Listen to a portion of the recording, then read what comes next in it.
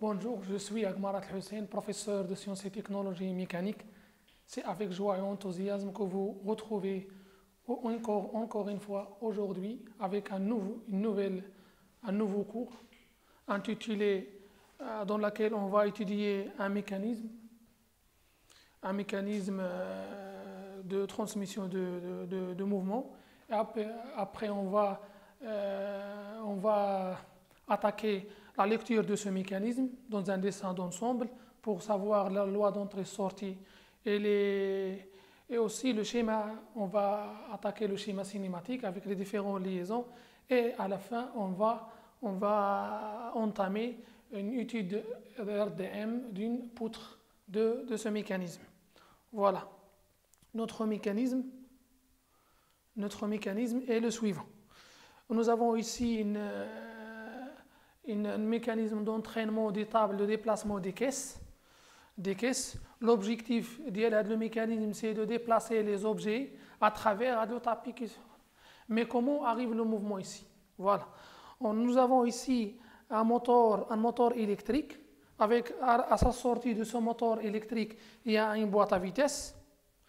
À la sortie de la boîte à vitesse permet de tourner à de la poulie motrice. La poulie motrice, grâce aux courroies, permet de faire tourner à la poulie de renvoi. La poulie de renvoi, elle est étagée, donc va permettre à l'aide de la courroie de tourner à le tambour. Donc très bien. On peut régler la hauteur de ce mécanisme à travers le vis. Donc on fait tourner le vis, le système il peut descendre et monter et descendre. Très bien.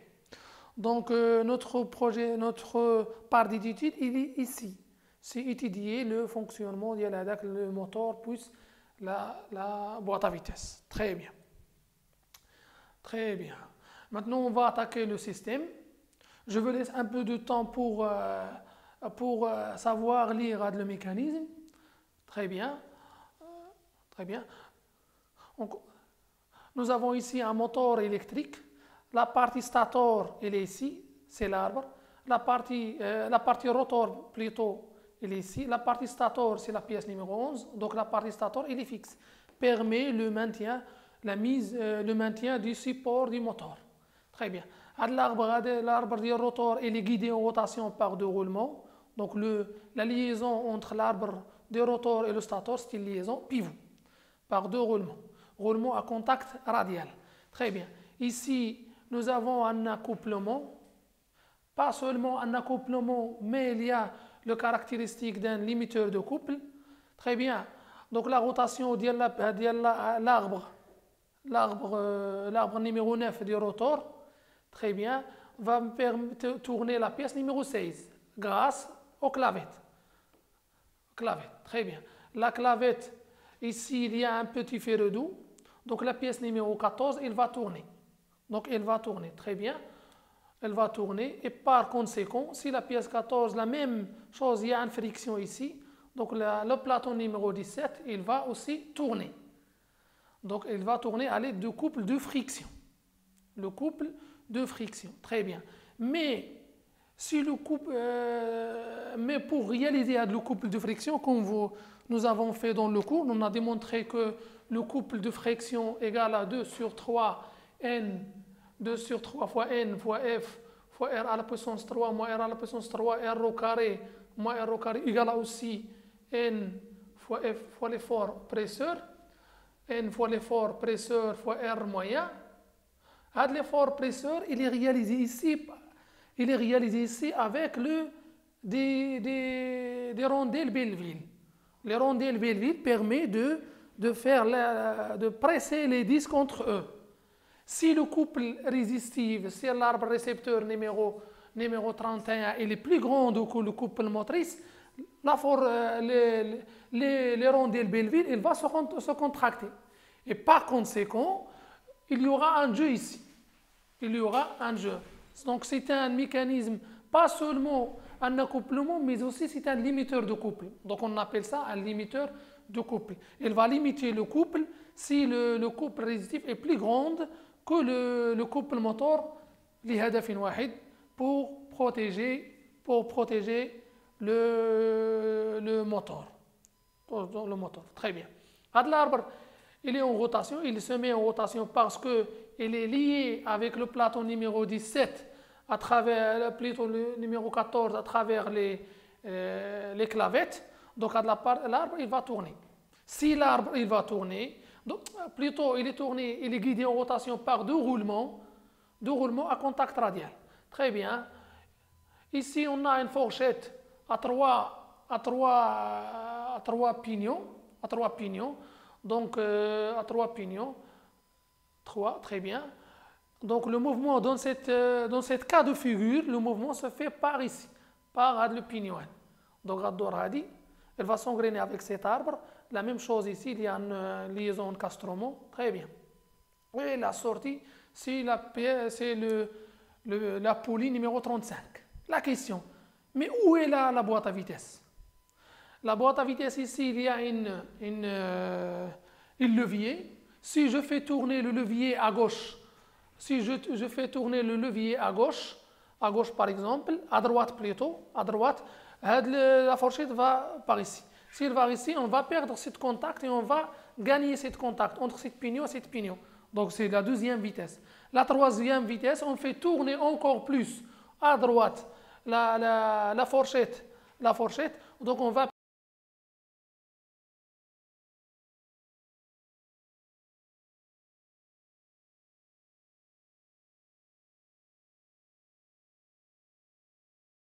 le moteur n'a pas travaillé en continu, mais on doit réaliser le freinage. Le freinage, comme on se fait ici, l'arbre il est tournant, donc très bien. Nous avons ici la pièce numéro 7, c'est une bobine. Si on excite la bobine, elle va attirer à l'ensemble kamel.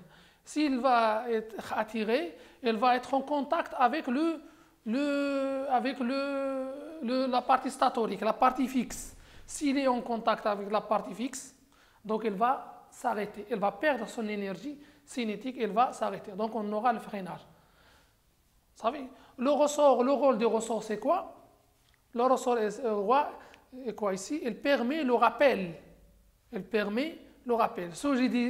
Si je désexcite la bobine, j'arrête l'alimentation à la bobine, il n'y a pas de champ magnétique, donc le ressort va faire le rappel. Très bien. D'abord, on va parler de deux choses. Premièrement, je vais parler sur le guidage en rotation. Deuxièmement, je vais parler sur l'étanchéité du système. La partie ici, il est étanche, le système il est étanche parce qu'il y a des phénomènes électromagnétiques ici, d'électricité, donc on doit être étanche, pas d'entrée de fluide ou des impuretés ou rien. Donc ici, nous avons une couvercle. Dans cette partie ici, le système, le moteur et les roulements sont étanches grâce à un joint d'étanchéité, un joint à lèvres. À cette partie ici, il y a un joint à lèvres. À cette partie ici, il y a une couvercle. Très bien. Le guidage en rotation ici, il y a trois arbres guidés en rotation. Donc l'arbre, puisqu'il va tourner, c'est un arbre tournant. Donc l'arbre, la bague intérieure doit être montée serrée. Et la partie et la bague extérieure doit monter avec jeu. Donc il est monté serré ici avec un entretoise et un épaulement. Épaulement puisqu'un circlipse. Ici un circlipse plus une petite rondelle ici. Un épaulement ici, une petite pièce ici plus un circlipse. Donc la bague intérieure elle est montée serrée. Très bien. Donc la bague extérieure elle est arrêtée ici. La même chose, le même montage ici, il est là. Donc ils vous laissent ici ils vont laisser par la suite de réaliser le montage du roulement. Donc il s'agit d'un arbre tournant, donc vous devriez dessiner le montage du roulement d'un arbre tournant dans ce cas de figure. Très bien. Maintenant on va entamer le schéma cinématique. Nous avons ici quelle liaison? Même s'il y a une clavette, Donc on a une glissière, ici liaison glissière. À cette partie-ci, il y a une, même s'il est comme ça, mais il y a des arêtes. Donc liaison encastrement. Liaison encastrement, il y a une arête ici, comme vous voyez. Très bien. Cette partie ici, il y a une liaison pivot entre l'arbre de rotor et le stator. Très bien. Il y a une liaison glissière entre la partie et l'arbre. Donc on a terminé le guidage en rotation. Très bien. Ici nous avons glissière, liaison glissière, liaison encastrement, liaison encastrement ici entre le plateau et le disque. Voilà. Liaison pivot. Maintenant, on va entamer le système. Comme vous voyez ici, l'anthrax entre les deux arbres est le même. Donc, ils ont le même anthrax. Puis, je peux calculer le 28C. Le 28C s'engraine. Le 28C s'engraine avec 52. Pour remplir le tableau, il se donne dans un examen national. Donc, vous connaissez que le diamètre du pignon égale à le module fois Z. Donc, je peux calculer 52. Donc, l'anthrax, si vous voulez, l'anthrax entre les deux pignons, l'anthrax c'est la distance entre les deux axes. Vous avez ici 28C et ici c'est un autre pignon, 52. Donc, je peux calculer l'anthrax. L'anthrax c'est une distance R28 plus R52. R52 égale, donc comme vous connaissez le rayon égale à 10 sur 2, égale aussi M Z28 C sur 2 plus le module Z52 sur 2. Puisque pour qu'ils peuvent s'engrainer, ils doivent avoir des mêmes modules. Donc je peux ça, donc Z28C plus Z52 égale à l'anthrax. Par rapport à cette équation, je peux calculer 52. Donc 52, donc 2A sur M moins Z28C égale à, je veux calculer 52, Z52. Tu fais l'application numérique et tu trouveras Z52. Très bien. 142. Donc je peux déduire le diamètre en multipliant par le module. Je peux trouver là. Pour le rapport, puisqu'il y a un engrainement entre Z8, Z28C et Z52, je peux déduire le rapport. Donc Z entrée sur Z sortie. C'est ça le rapport. Il quantifie combien il diminue la vitesse. Très bien. Donc, voici, vous avez dans tous les cas, vous avez deux inconnus, deux équations. Le système, il est résolvable. Pas de problème. Donc, vous pouvez faire le calcul chez vous. Très bien. Maintenant, puisque nous avons trois rapports, c'est-à-dire nous avons trois vitesses à la sortie. Même le moteur, il y a un mouvement, il y a une vitesse moteur, nous avons trois vitesses, comme dans le cas de la voiture. Vous avez 5 vitesses par exemple, plus la marche arrière. Ici, vous avez 3 vitesses. Un système boîte à vitesse ici, donc vous avez 3 vitesses. Très bien. Donc je peux calculer rapidement, comme vous voyez ici, je peux calculer, en sachant que le rapport égale à N sortie sur N moteur, je peux calculer la vitesse de sortie dans n'importe quel cas de figure. Pour le premier cas de figure, NA égale à RA fois N moteur, égale à 97,5 tours par minute. Si le moteur tourne par 500 tours par minute. La deuxième vitesse et la troisième, c'est un calcul assez simple. Très bien. Maintenant, le constructeur a vu que l'axe du renvoi il y a rupture prématurée due à la flexion, il a proposé de modifier le matériau. Pourquoi il a choisi le matériau et non pas les dimensions de la poutre?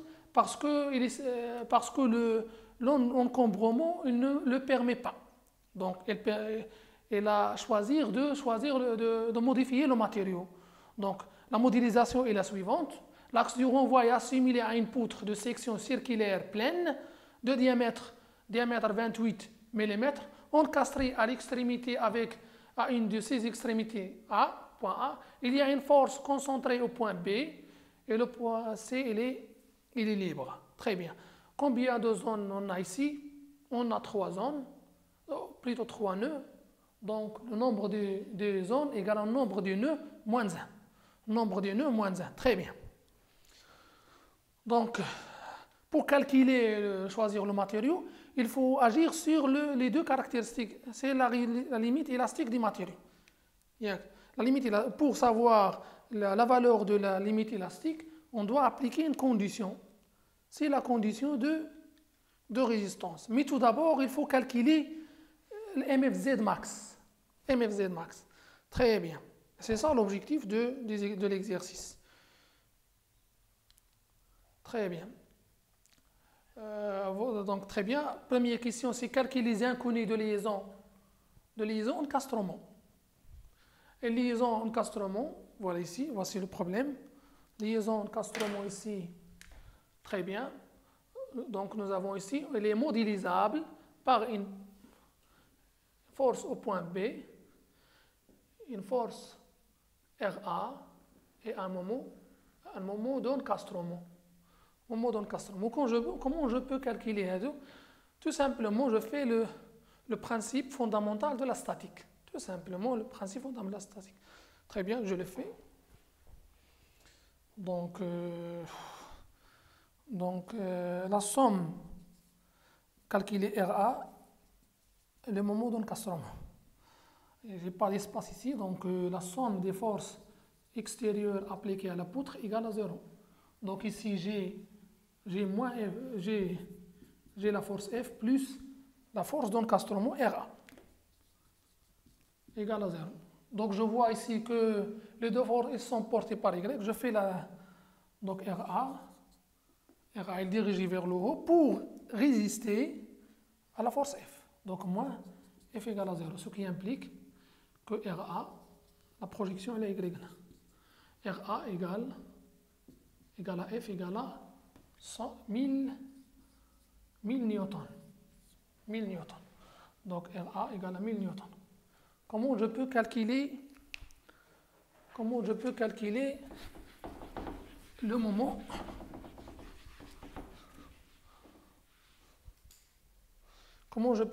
moment d'encastrement? Très bien. Premier principe de la statique pour les moments. Donc la somme des moments, il faut choisir un point. Ici, je choisis le point d'encastrement. Je peux aussi choisir B, mais le calcul, ça va être un peu difficile. Donc je choisis le moment au point A. Des forces extérieures égale à 0.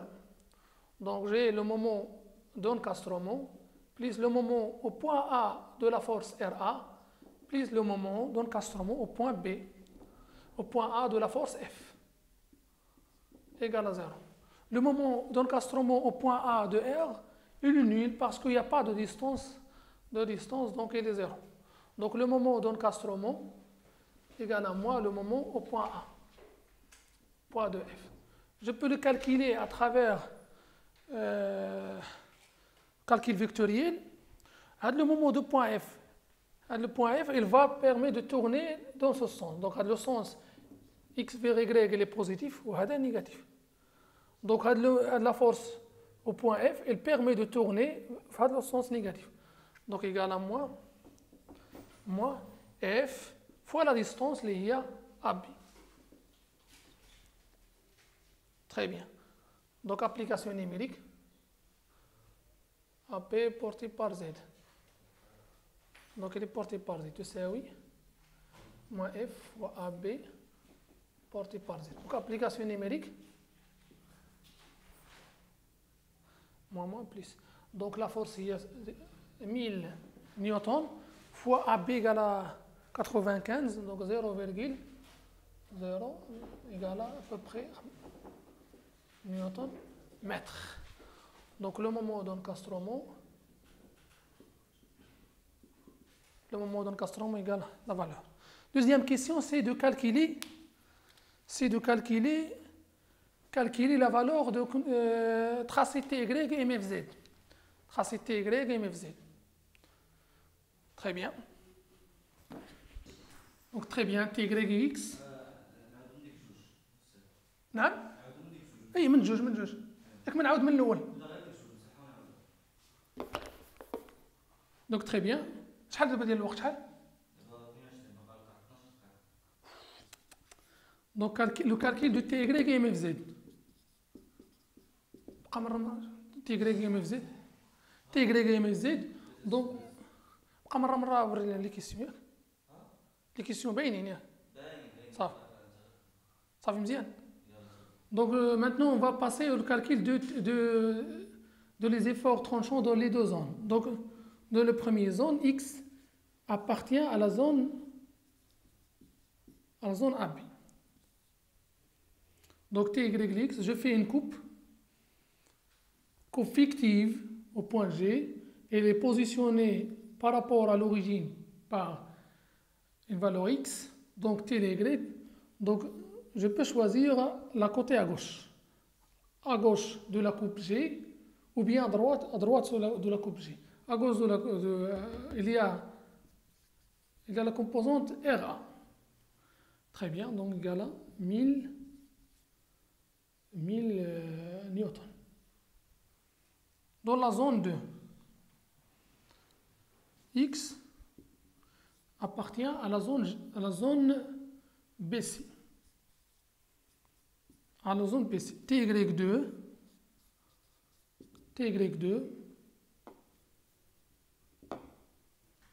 je fais une coupe ici fictive, imaginaire, par convention.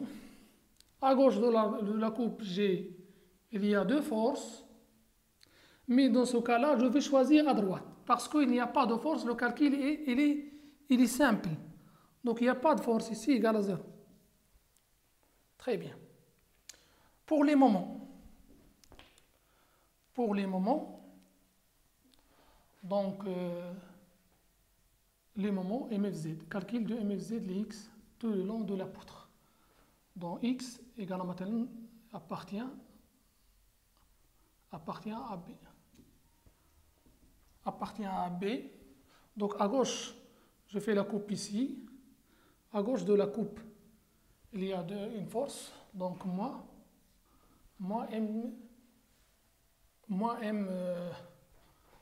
moment d'encastrement, plus le moment de la force RA. À votre avis, RA, elle va permettre de tourner la poutre dans le sens négatif. Donc égal à la force RA égale à moins la force RA fois la distance. La distance par rapport au point G, c'est X.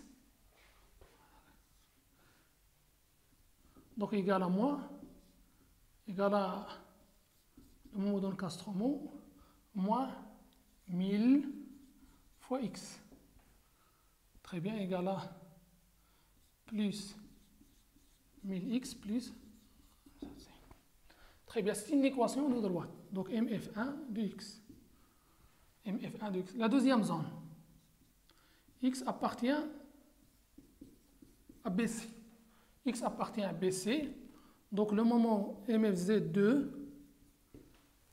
dans la zone 2. Pareil ici. Je fais la coupe au point G. Donc X, c'est ça là. Ça va changer. Donc plus je choisis à droite de la poutre. À droite de la poutre, il n'y a pas de moment, il n'y a pas de force, il n'y a rien. Très bien.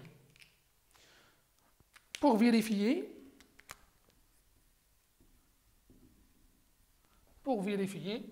si vous voulez, Donc je peux calculer ty1 de x comme étant la dérivée de mfz de x sur d de x. Je peux faire l'application numérique. Pour la première zone, si je dérive cette quantité égale à 1000, à moins et à moins. Donc moins 1000. Je peux aussi dériver de ty2 x égale à moins dmfz de x. Je dérive cette quantité, dériver d'une quantité négative. Nul égale à 0. Donc, ça va être donner les mêmes choses. Ça va donner la même chose. Très bien. Donc, le calcule la valeur, la contrainte maximale. Tracer. Donc, je dois tracer les deux courbes. Donc, je dois tracer les deux. Tracer ty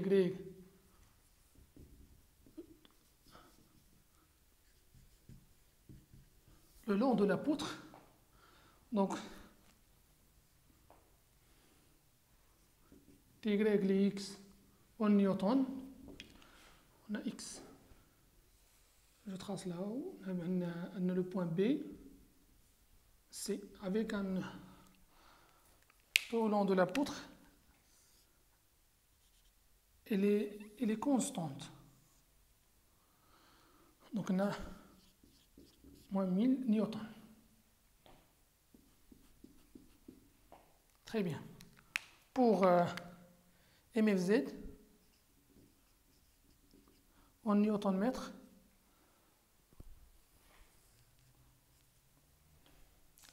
très bien. Dans la deuxième zone, il est nul.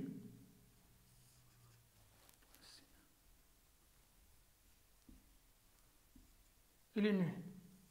Dans la deuxième zone, il est nul. Première zone, c'est une équation d'une droite. Donc, je peux calculer dans les deux bornes. Donc, x égale à 0 ou x égale à 0,1 mètre. Dans le premier cas, mfz, les x égale à moins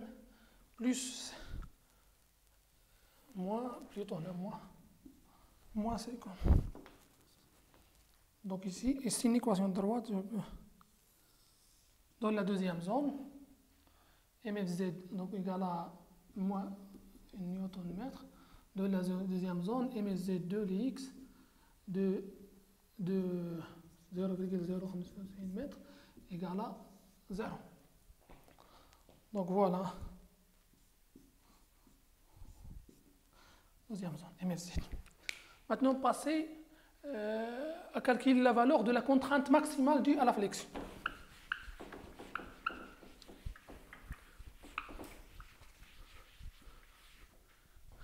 Due à la flexion. Pour calculer la contrainte maximale à la flexion, je dois calculer la contrainte maximale. Donc la contrainte sigma max, calculer la contrainte maximale égale à le moment mfz de x avec la valeur algébrique sur E0, IGZ sur V. Pour la poutre, puisqu'il s'agit d'une poutre cylindrique, le module IGZ égale à pi d 4 sur 64. Donc, je dessine, donc, voici l'axe Z, Y. Donc, IGZ égale à pi d au carré 64 sur 64. Voilà. Donc V, c'est la position de la fibre. Donc la contrainte maximale, elle est sur D égale à V égale à D sur 2. V égale à D sur 2. Il est négligeable, il est égal à nul sur le fibre neutre. Donc IGZ sur V, donc très bien. Donc sigma max égale à mfz max sur IGZ sur V. Donc on peut PD 3 sur 32. Donc application numérique, sigma max égale à 32 mfz sur PD 3. Application. Égal à combien? Donc 32 mfz max, voici avec la valeur algébrique. fois Newton mètre. Donc je dois soit convertir le mètre en millimètres, c'est-à-dire multiplier fois 10 à la puissance 3 et laisser le diamètre en millimètres. Essayez de le calculer chez vous. Essayez de le calculer chez vous.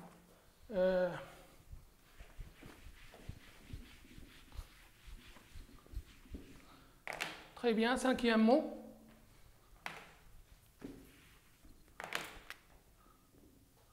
Le constructeur impose un coefficient de sécurité, calculer MRE minimal.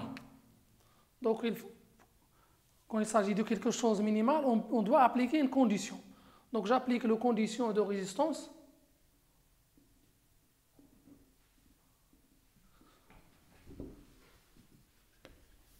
Donc, sigma max doit être inférieur ou égal à RPE. Avec RPE égale à RE sur S. Donc, RE sur S, sigma max. Ce qui implique RE supérieur ou égal sigma max fois S. Très bien, donc on a à peu près 40,0 mégapascal. Donc RE doit être supérieur ou égal, application numérique, 44,06 fois 6. Égale à peu près mégapascal. Très bien. C'est un coefficient de sécurité assez grand. Jusque-là, on est arrivé à la fin de cette application. Je vous souhaite une bonne chance.